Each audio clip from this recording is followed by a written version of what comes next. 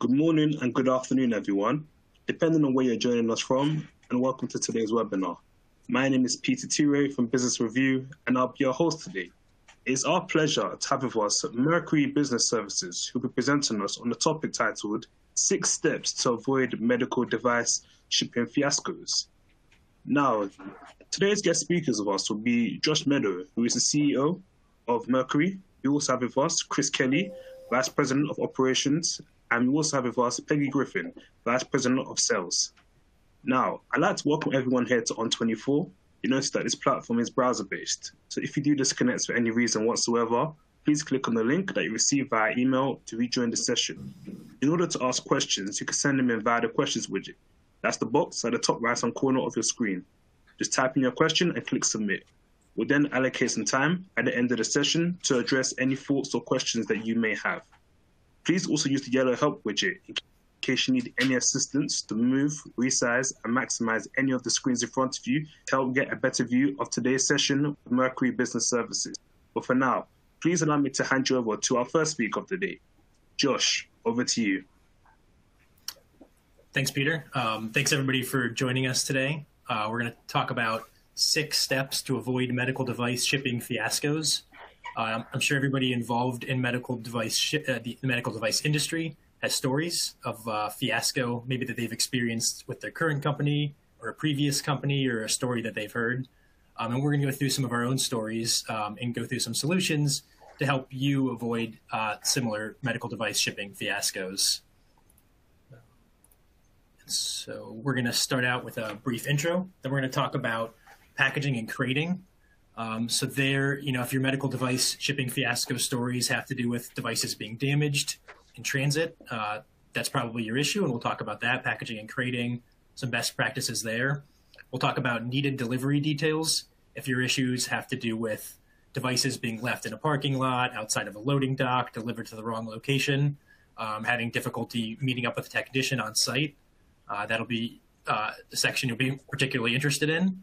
We'll talk about where to ship from, the evolution companies often go through from shipping from a contract manufacturer, using their office, and then a central warehouse or international distributors.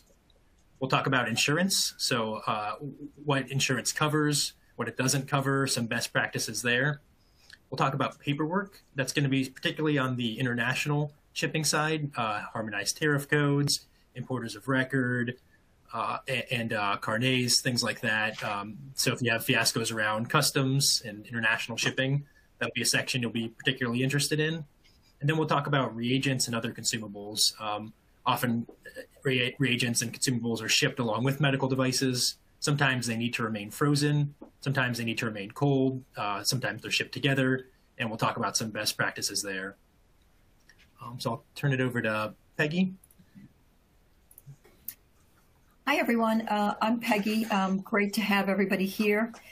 Just to give you an idea of who Mercury is.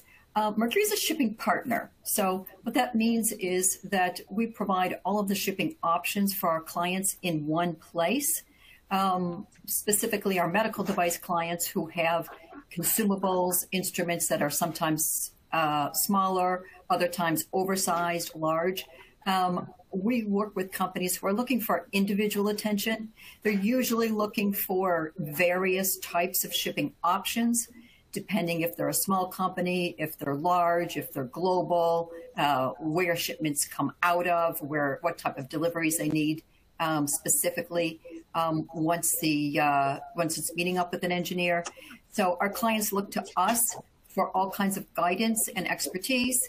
And we help them so that they don't have to spend too much time on shipping, but rather look to us for partnership and support. So I will move ahead and start with our first story. So I've worked with medical device companies now for over 20 years, so we have lots of stories. As Josh said, we're bringing 6 here. And the first one is a longtime client of ours who ships to dental companies. So they're shipping their product in a crate. It's large, it's a large, oversized piece.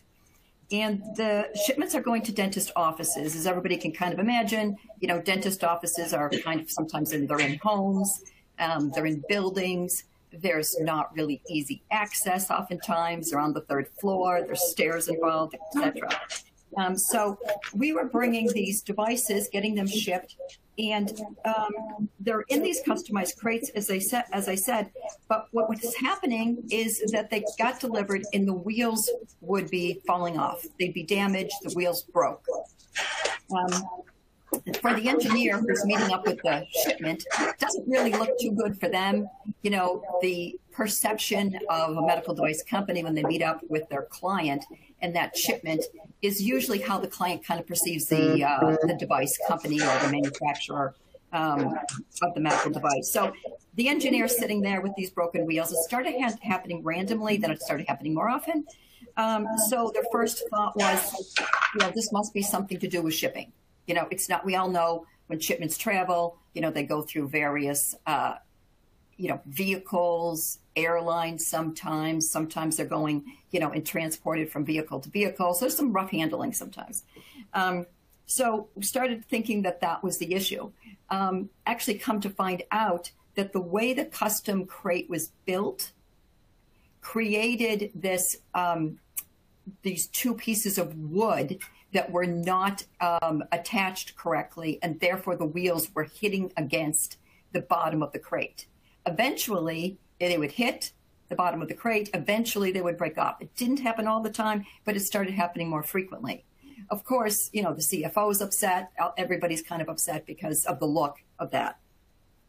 So what they had to do is go back to their crating company. So there's some things to think about when it comes to your customer, your packaging. One is you really need to work with a customized, reputable crating company. And oftentimes you can get referrals for those. It's really important that you work with the right company and get the right crate. And you can get those crates, they can be measured for durability and other such testing. In some cases, the other area you have to be concerned with is the markings. Are you shipping your crate overseas? If you are, you will require some international markings on the crate. Each country's markings can vary. So you certainly want to talk to your crating company about that. Maybe your instrument isn't that large and you could really just use a Pelican case. Those are usually pretty durable. Again, you can get all kinds of testing on them. So you really have a situation where you can look at the Pelican case versus a crate. And the last thing that's really important to note is that if you're sending accessories or something else with it, people sometimes think you can put those in a cardboard box, and you can just put the cardboard box on a pallet. You can strap the pallet and shrink wrap it, and it's going to be fine. But don't forget, it's important to note that usually shipments are stacked. Even if you mark it, don't stack. Oftentimes it can get stacked anyways. So we recommend, you know, being really careful about sending anything in a, you know, in cardboard boxes. Yeah, the international markings are really important. Each country typically has their own markings that they require, and that essentially tells them that the wood packing material has been either heat treated or fumigated, and that keeps foreign insects out of their country.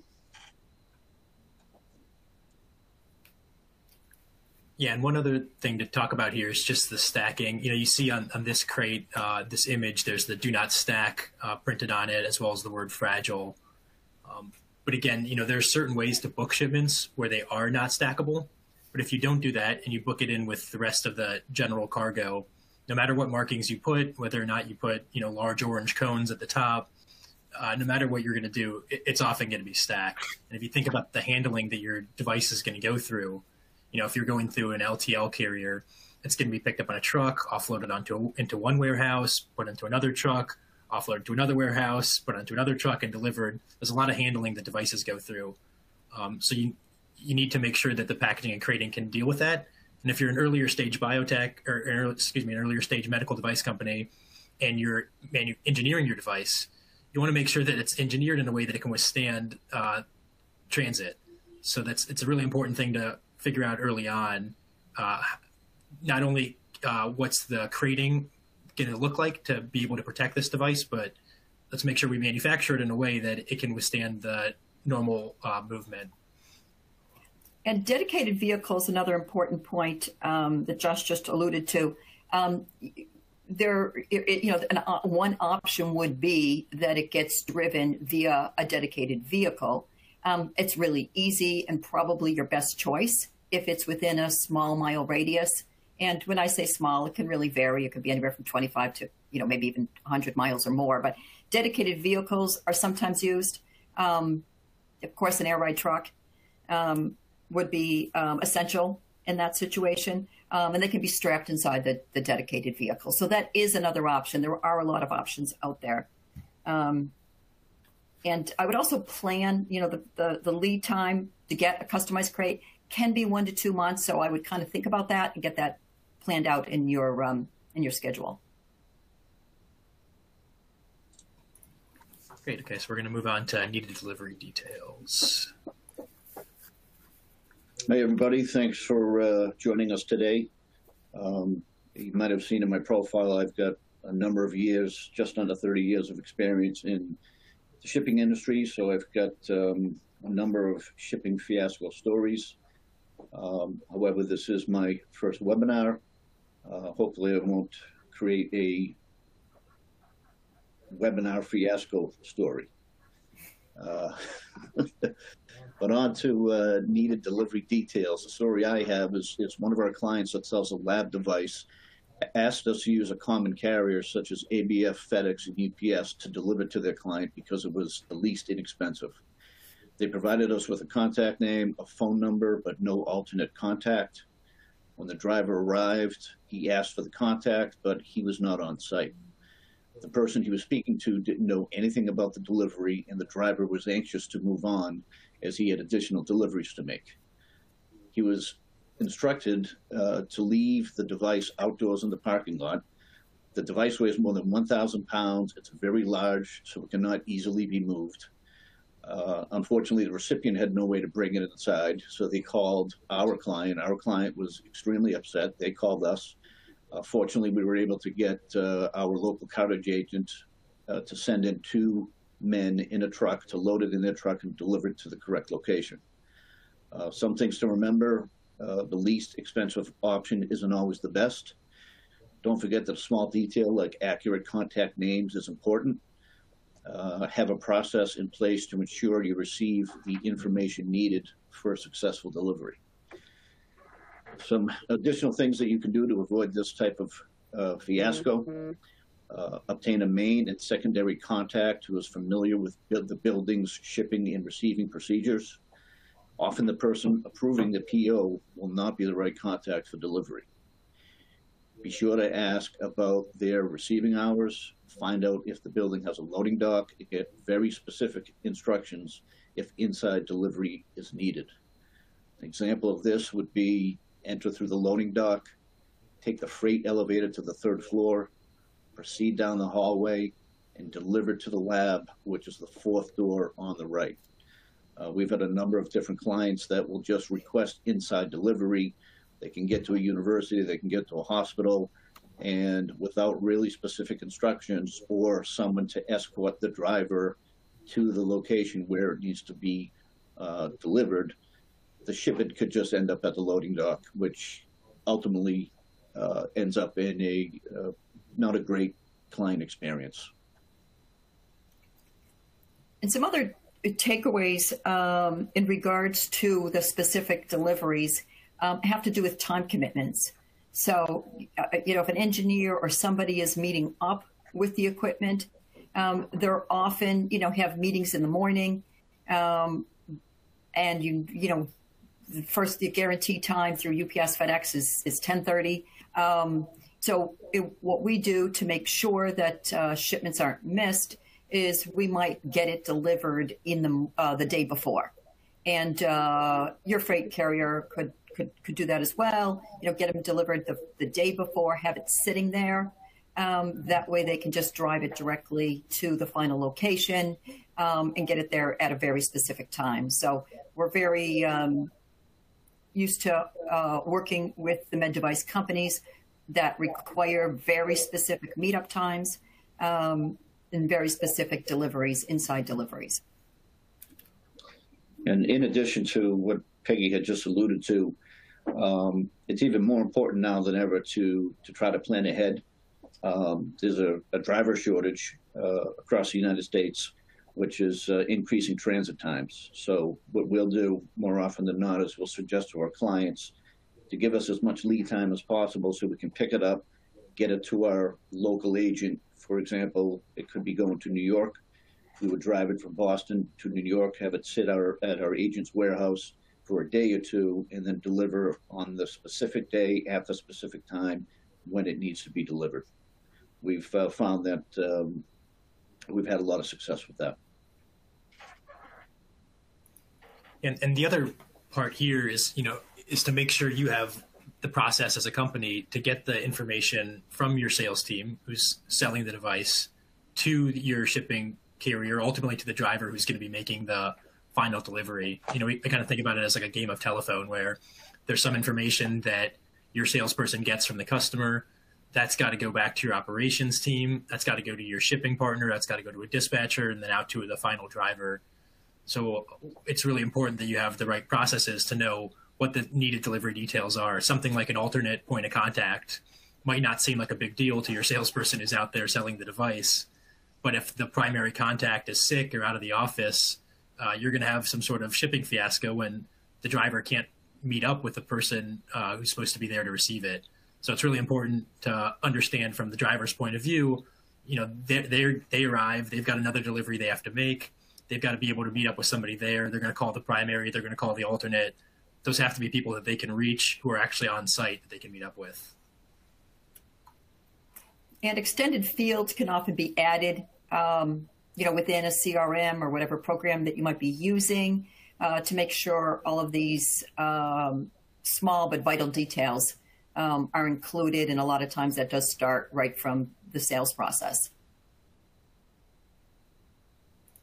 Okay, we're going to talk about where to ship from. So this is kind of interesting.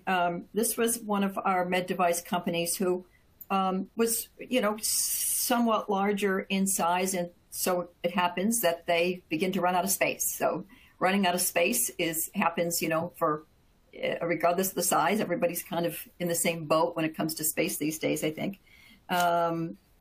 So getting to a point where you're trying to manage shipments from various vendors can be tricky. So one of our clients, is buying all the material from various vendors. They have a large instrument, you have other materials, everything has to get sent to the client. So they were doing that from their own office originally, ordering all their materials from the appropriate vendors, getting them shipped to their office. And they started running out of space. So they decided, wouldn't it be great if the vendor just ships everything directly to the client? And it kind of sounds pretty good, right? Everybody's hands off. There's no inventory to keep track of. The shipping costs are lower. So at first it sounded kind of good. They thought this was a great idea. What happens, though, on the receiving end is that hospitals or any business, the receiving protocols and the processes internally are all different. So various vendors would, of course, get shipments delivered at certain days, and they would be brought into receiving. A lot of the materials would get brought up to certain floors, and some of them did not. So now the engineer comes to implement, put everything together, get the device set up, and he or she is running around trying to find where all these materials are. It ended up being causing a lot of issues for the engineer who's there, who doesn't have the time to do that, of course, for the client and for the medical device company. So what they decided to do is create a centralized warehouse instead. They really came to realize that everything needs to be delivered together. It needs to be bundled and come and arrive in advance. And the best way to do that was really to set up a centralized warehouse. So now they have all their vendors shipping to one warehouse. When it's time for a bundled shipment to go out, a pick and pack process is put together so that everything is either stacked or at least sent together with one system and therefore delivered together into one place. So that turned out to be a valuable solution for them. What can also happen when you're trying to move things from point A to point B and you're looking at whether it should touch your office or whether it should not touch your office, there's some things to think about there. A lot of companies ship from the contract manufacturer. That, again, can look really good at first. But what can happen eventually is the contract manufacturer says either A, we're kind of running out of space, we don't want to hold all of these instruments any longer, or B, the contract manufacturer is probably pretty good at manufacturing, but they're not always great with shipping. So they're just sending off the product with some shipping company, might not be the best choice. The tracking visibility might not be particularly strong. So what happens, we see happening with a lot of our companies when they start doing that before they really have a shipping process set up, is they're trying to get tracking visibility. They're calling the contract manufacturer. The contract manufacturer is trying to figure out where the shipment is. They don't really know. They're not really that focused on it. So it's hard for the client to get back to their client because all this information is being held at the contract manufacturer's site. Alternatively, your shipping partner can be connected directly with your manufacturer so that you can still ship from your manufacturer, but the shipping company that you use could go ahead and have a relationship, create a partnership so that they're keeping track of the shipping. They're deciding what carrier should be used. They're tracking the shipment so that you don't have to go back to a manufacturer to try to get this information, because that can be quite a process. So we found that either, a warehouse shipping from the contract manufacturer or you can just use, a simple outside warehousing space, which is also usually pretty easy to, put your materials into, have them sit there until they're ready to go, especially if you're really scaling up.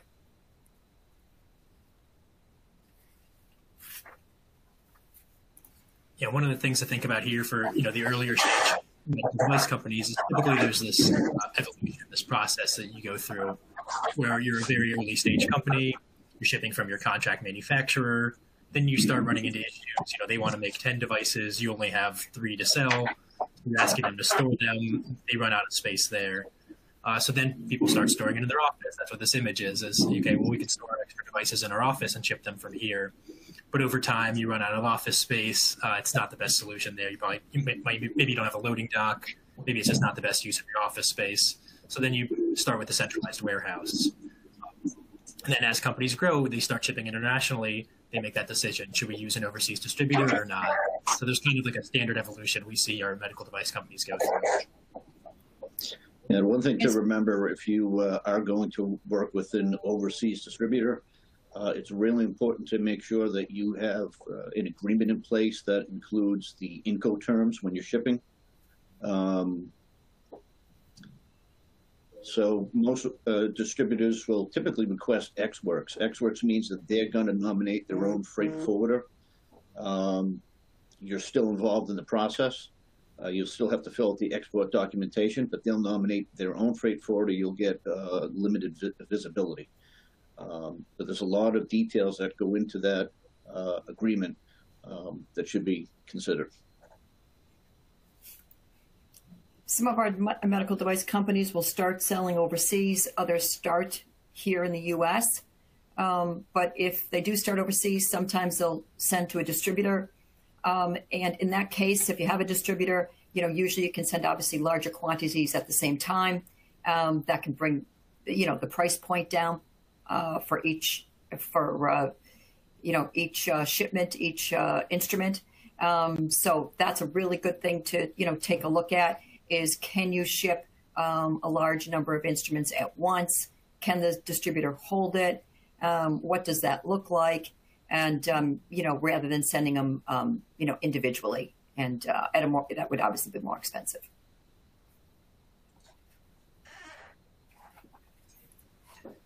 Okay, we're going to talk about insurance next. Yeah, so this is probably the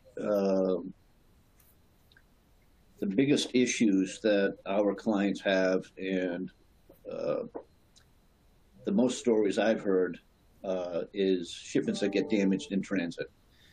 And a recent story we have is one of our clients shipped a medical device to their customer, and it was delivered damaged. Unfortunately, the recipient did not notate the damage when signing for delivery. We filed a claim on our client's behalf. It was denied because the shipment was delivered clean, which in our industry means that damage was not notated at time of delivery. Often carriers will deny a claim if the shipment is not signed for as damaged. Their reasoning is, how do they know it was not damaged after the delivery occurred? Some things you can do to avoid this type of issue or fiasco. Advise your recipients or customers to inspect shipments upon delivery to ensure it isn't damaged. If there is damage, make sure it's notated on the delivery receipt before the driver leaves.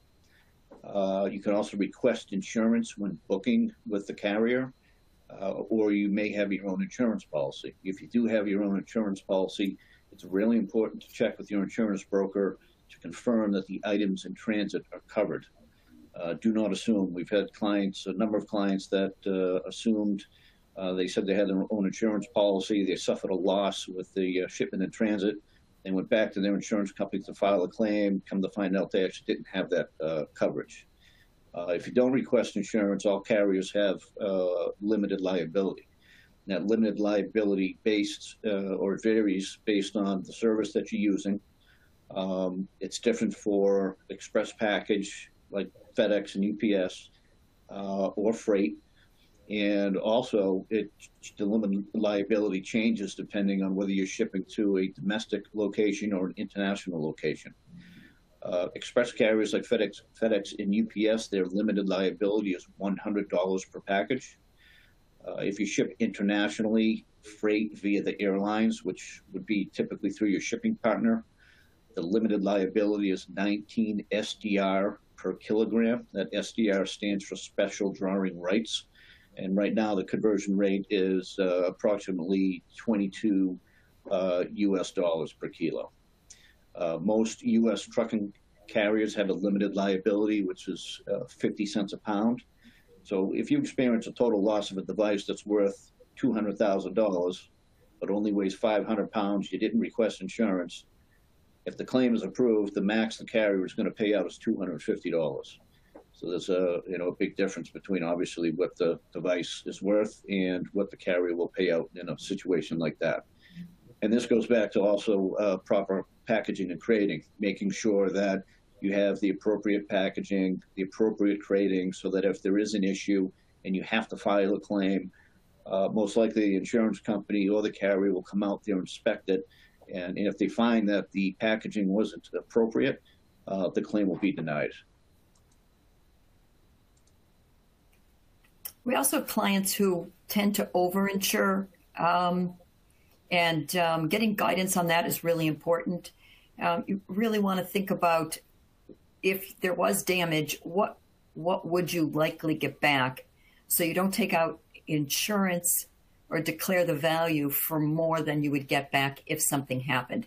So you really want to take a look at, how long have you had the unit, what does it cost to manufacture it, and come up with a insurance or a declared value that makes sense according to what you're shipping out, so that you don't overpay for insurance.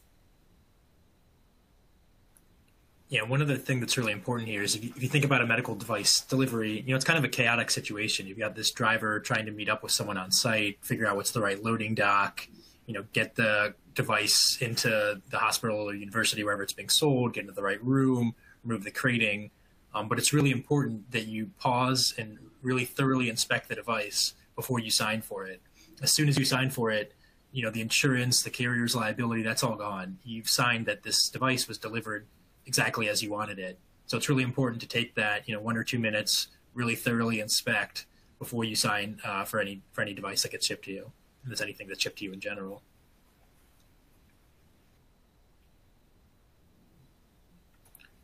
Okay, we're going to talk about paperwork now.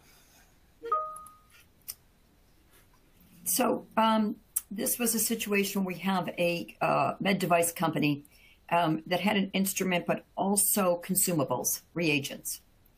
And where they make their money is on the consumables, probably not that surprising. And so they were really looking at the duty and taxes that were being paid as a result of the value of these consumables. They didn't want to absorb the duty and tax, the VAT taxes, when they were shipping. So they began by using an Incoterm, a DDU, which is delivery duty unpaid. The reverse is DDP.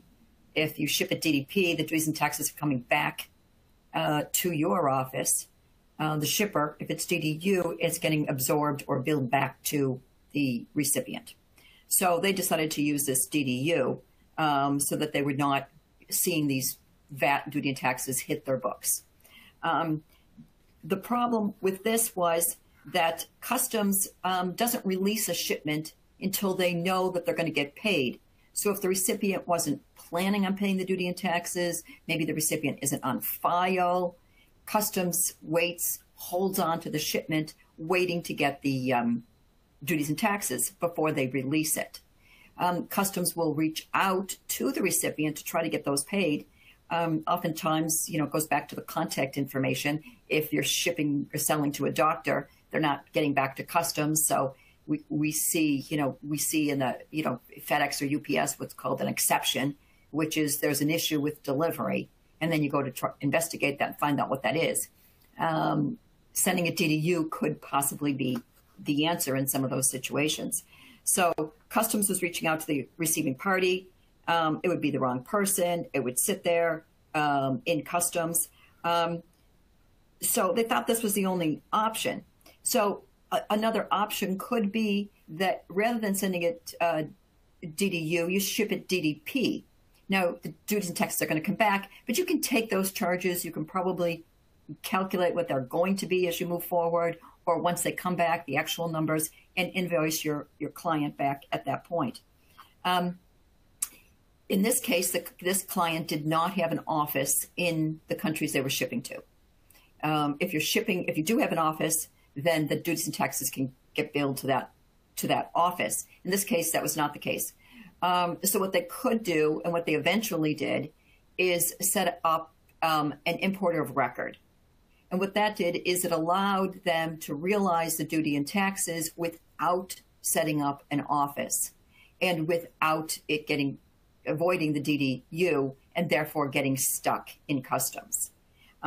So that ended up being a very good solution, is having an IOR, an import of record. The other items, so when it comes to paperwork, that you can find yourself being challenged with is harmonized tariff codes, the HTS numbers, deciding what those should be, and deciding what those should be not only at the very beginning stages where you have that initial category, but HTS numbers are broken down, and the very end number is often a 0 or a 1. When you get down to the very end number, the difference between the 0 and 1 in some cases can be a different duty and tax calculation.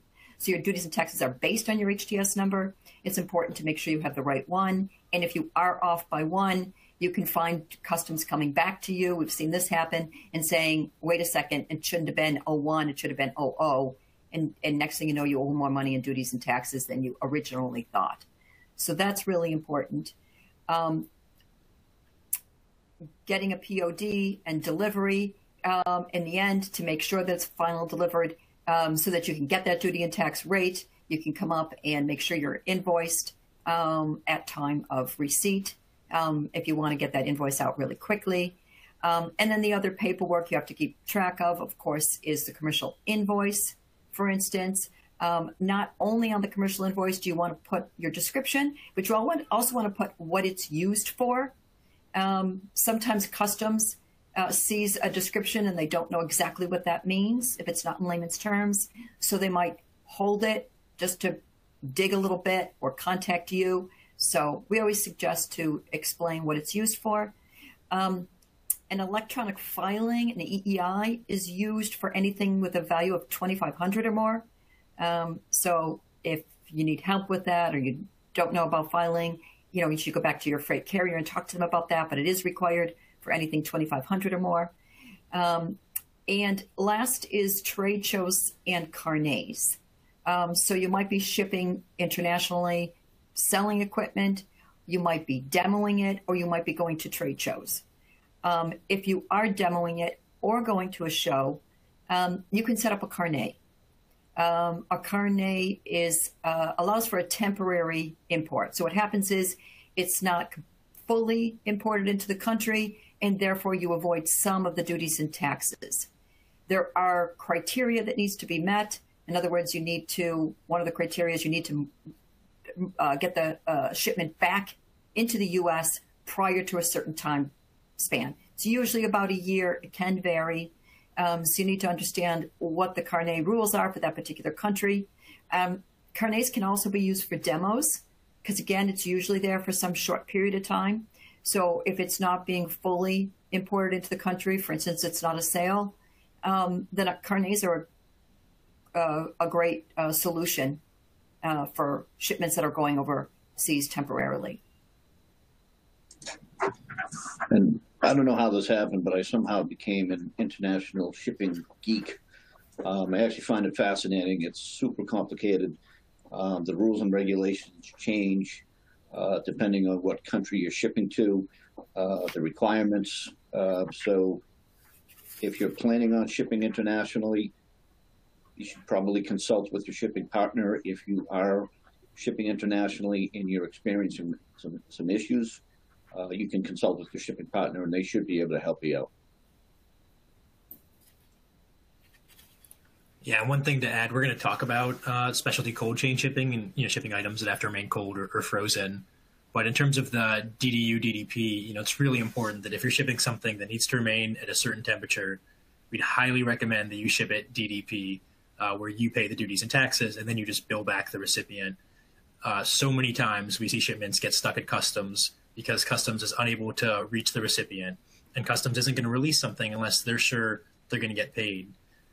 And so it's just too much risk that something gets stuck in customs, you have a temperature excursion, and a simple solution is just to ship DDP and then bill your recipient afterwards. And we're going to talk about that next. We'll talk about reagents and other consumables. And I think, Josh, that was a good segue. So we have clients that ship devices, consumables, and reagents internationally, and they want them all to arrive at the same time. This is really challenging as the consumables might need to remain between 2 to 8 degrees Celsius, the reagents frozen on dry ice, and the medical device at ambient temperatures. Carriers such as FedEx and UPS typically cannot accommodate this type of request.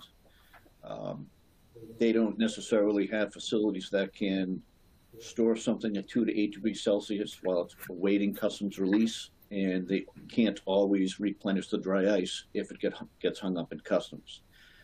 What would we do for our clients is we'd arrange to ship via passenger and cargo airlines. We use our overseas partners to make final delivery. Our partners are able to replenish the dry ice, place the consumables in a cooler, and store the device while awaiting customs release. After the shipment is released by customs, our agent is able to deliver everything at the same time. So if you're working with the FedEx and UPS and you're finding that you're having some issues with a situation like that, you can work with a shipping partner that can ship to the airlines, has partners overseas that can maintain the temperature that's required, and then also deliver everything at the same time if needed. One thing that's really important, it might be the most important when shipping temperature-sensitive material, is using the correct shipper. We always suggest using a validated shipper. A validated shipper has gone through a certain amount of testing to ensure the temperature can be maintained for the stated duration, provided the correct refrigerant is used. When shipping with dry ice, remember that dry ice dissipates an average of 7.5 pounds per day. If you're unsure how much dry ice to use, I always suggest, or we always suggest, to use more. You better be safe, than sorry. So FedEx and UPS, I mentioned this, they both also accept cold and frozen shipments. If your shipment's are delayed in customs, they often do not have the appropriate cold storage or ability to add dry ice, so that's something to keep in mind. Using a shipping partner that can ship via the passenger airlines with a network of partners that can ensure your shipments are maintained at the required temperature is really important. Many startups begin by shipping small amounts of consumables to their clients on a regular basis. There's nothing wrong with that, but it is more cost effective to ship in bulk, provided the recipient can store the material at the temperature that's required. If you're shipping consumables and a device separately to your customer, you want to make sure the consignee has the appropriate storage to maintain the temperature. If they don't and the reagents arrive before the device, then the reagents won't be viable if they don't have the appropriate storage. And as you expand globally, you want to make sure you're working with a shipping partner that understands the ever-changing customs rules and regulations for each country. As previously stated, that's really confusing and complicated, and they do change often, which makes it even more difficult to ship internationally. Some of our clients are shipping customized reagents. Those are obviously very expensive. Reproducing that is quite challenging. So using the validated shippers, as Chris mentioned, is really important. The other thing that you might want to talk to your freight carrier about is, if you're shipping these customized reagents overseas, is understanding what paperwork is required prior to shipping. There's various certificates and all kinds of paperwork that various countries require. So you certainly want to know that up front rather than when it hits customs, so that even if they were able to replenish it, you're not paying that charge for replenishment until paperwork is completed. So you want to really plan in advance on what's required from that particular country based on your specific material. A number of clients that we work with, when they ship reagents, the reagent itself may only have a value of, say, $10 because it's being used for laboratory testing purposes and research. But they may have spent $1.5 million with their contracting manufacturing company to actually come up and establish and manufacture that reagent. So while the reagent itself is less expensive, a lot of money went into getting that reagent. Some of the things that we do, and you can talk to your shipping partner about it, is actually request that a GPS tracking device is used. We offer that. A lot of cases, our clients will request that for really high value shipments. Again, it may not have a real high value monetary value, but all the money and the time and the energy and the research that went into it makes it a super important package to keep track of.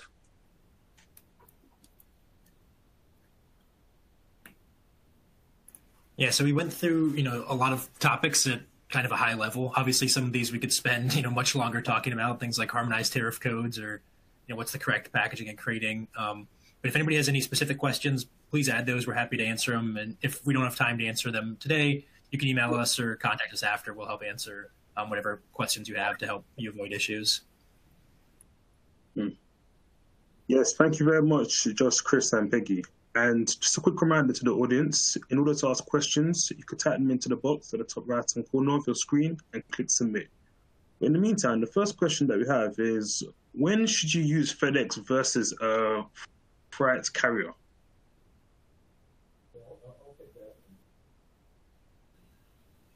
I'll jump on that one.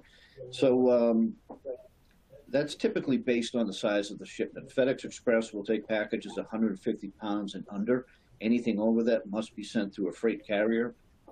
We can also kind of include the specialty cold chain shipping. We alluded to that and talked about that a little bit earlier. Shipping that through a freight carrier or a specialty carrier gives them more flexibility, the ability to store shipments at the required temperature, replenish dry ice. And with FedEx, it's a 50-50 chance. Sometimes they have the storage, sometimes they have the dry ice, sometimes they do not. And I'll add to that, the other item you might want to consider, whether you want to ship FedEx or through the freight carriers, is if you do need a specific delivery time. FedEx can either get it there by 10:30, or if you do 2 days, by the end of the second day at 5 p.m. So if you did need an engineer to meet up with something, that's where you want to choose the right freight forwarder that can get it there at a specific window time that you request. So thank you very much, Chris and Peggy. So the next question, probably directed at Josh in this case. Who is Mercury and what do you do? So we call ourselves a shipping partner. And so what we do is, there are shipping companies like FedEx and UPS. They focus on, overnight shipments of 150 pounds or less packages, or, an LTL carrier like ABF who does less than truckload shipments. Instead of focusing on a type of shipping, we focus on an industry. So we focus particularly on healthcare life science. For us, that's medical devices, diagnostic kits, and life science research. And so we offer all of the types of shipping that those customers need. So when we focus on medical device shipping, we use a variety of carriers. We ship through FedEx and UPS. We use different LTL carriers. We have a nationwide network of local cartage agents to do white glove inside deliveries. We have an international network of specialty cold chain agents to replenish dry ice or cold packs to keep maintain things at their temperatures. So we call ourselves a shipping partner. We focus particularly on medical device shipping and offer all of the services that a medical device company might need. Sure, thank you for that, Josh. So how can we use our CRM to, in this case, coordinate between our sales team and, in this case, our shipping team? Yeah, so we have a lot of customers who use their CRM or ERP system. We do API integrations. So some of our clients will send the information from their ERP or CRM system to us. They'll send the shipping information. We'll send back a tracking link for them to have in that system. I think the key to using your CRM or ERP is you want the information about the shipment to be in there so your sales team can access it, or your operations team. So you don't have to go back and forth a lot where your sales team's asking what's the status of the shipment. Your operations team has to look it up, get back to them. Ideally you put things in somewhere in your CRM or ERP where everyone within your company can see it and see the most recent statuses and any exceptions. So I think that's one of the best practices we've seen. Okay, nice. Chris, Peggy, anything to add on to that as well? The disconnect for the medical device companies, if there is to be any of these fiascos that could happen, right? We could see that how many fiascos can potentially happen. And, we think, or what I think I've learned over the years is the shipment portrays the first picture of the company, the medical device company, to the client. So when the client gets the delivery, that's how they perceive the actual medical device company that's doing the shipping. It's kind of your face in front of your client. So we realize that. And so putting valuable information into an ERP system or into your CRM allows all of that information to flow and therefore communicate. Because in the end, it's all about communicating back to the client what's happening with the shipment, where it is, when it got delivered, what the charges were for the, selling the equipment as well as the shipping, and having all that in one place makes a really seamless process. So we feel like as a shipping partner, we're kind of the front line to our client's client. Sure. Thank you for that, Peggy. So what process does some of your customers use to capture information needed for a successful delivery? And most of our customers have a form that they provide to the client and the recipient that basically asks all the questions, a lot of the things that we talked about earlier. Do you have a loading dock? What are your shipping and receiving hours? What's the best contact for shipping and receiving? They'll have a form that they give to their client before they perform delivery. They'll get that form back, and they can either transfer that into the CRM if they have the properties there. Otherwise, in a lot of cases, our clients will give us that form when they have their when they submit their shipping request, so we have all the information that's required. In a lot of cases, there's a lot of companies don't know what questions to ask. So in some cases, we've worked directly with our clients to help them establish that form, tell them what questions that should be asked. So if you're working with a shipping partner and you're in a similar situation, you should be able to go to your partner to ask for some help. Sure, thank you for that, Chris. One person asked, how do you prevent customs from damaging parts? Yeah, that's a really good question. I would probably have to know some of the specifics to really address that specific instance, but more often than not, customs does not touch any of the product. The only time they'll do that is if they have to inspect it, and that is rare. Customs will typically take a look at the documentation. As long as they don't have any questions, they'll release it. It should get delivered. If you're finding that you're having damage on a regular basis, my guess is that either the carrier you're using is mishandling it, or you may not have the appropriate packaging. But yeah, again, customs typically they don't open crates or boxes to look exactly at what's inside every single piece. But I'd be happy to talk. Yeah, Lee, I'd be happy to talk to you about that a little bit more in detail if you want offline. You can email me to give me some more detail. Sure, yeah, one of the things Chris. I suspect might be happening there is, might have to do with the paperwork on it. It might be that the details in your commercial invoice aren't matching the harmonized code, or there's just not enough detail in there for some reason. Customs, if they are opening and inspecting, and this is happening again and again, there's something there in the paperwork that's causing them to think they need to inspect it. And so I think looking there is probably the source of the solution. Sure, thank you for that add-on, Josh. So another question, what should I do with the crate for shipments that are demos and moving between multiple sites?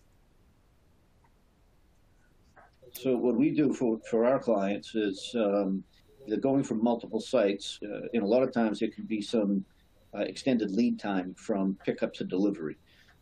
Our local cartage agents have the ability to store it in their warehouse, whether it's at the origin or the destination, for as long as it's needed before delivery is made to the next site, the next facility. So any shipping partner that you're working with, you can ask them if they provide their service, and more often than not, they will. And to add on to that, we also have clients who don't move the same material or the same equipment from place to place, but they have a long list of pieces, and some move to one site and some don't move, some come back, some go to a third site. So we've been able to customize some solutions to manage that.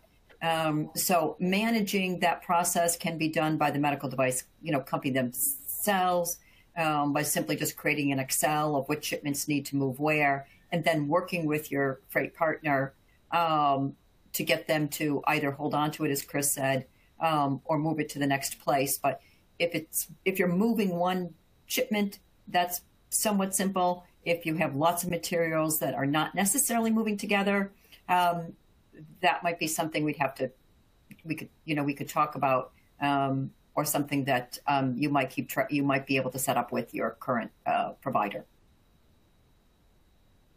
So thank you very much, Peggy. How do I avoid paying too much in duties and taxes when sending something through an international trade show? So this could be addressed by what Peggy was talking about earlier, and that's obtaining an ATA carnet. An ATA carnet allows you to ship goods or export goods from the United States to another country, provided they're returned within 1 calendar year. And if that's the case, you won't pay any duties and taxes in the country that it was shipped to, and you won't pay any duties when the goods are returned to the U.S. Sure. Josh, Just one Peggy, thing anything to add on to that?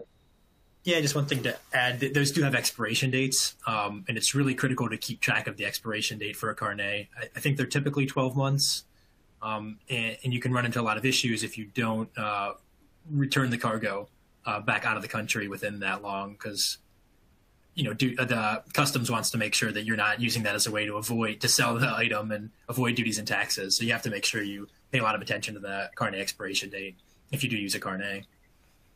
And if it does expire, chances are you will end up paying for the full duties and taxes as if it's fully imported into that country. Mm-hmm. Yeah, the typical length of a carnet is 1 year, but it does vary per country. I believe Singapore might be 6 months. So if you're shipping to a certain location, you want to make sure that you understand exactly when the goods are going to have to be re-exported to the U.S. Sure. Thank you for that. All right. So for those that did not get their question answered, they can be answered at a later date. So that leads me to thank Josh, Peggy, and Chris for what a great presentation, and to Mercury for sponsoring this event. That's all the attendees. You'll receive an email shortly on how you can access the on-demand version, or you can access it at our website, www.business-review-webinars.com. We look forward to sharing future webinars with you, so please do keep an eye out on our website, as mentioned, and follow us on Twitter at BRWebinars for daily updates, and join our LinkedIn community group. Once again, thank you all very much for attending today's session with Mercury Business Services, and I hope you have a very pleasant day. Thank you for attending.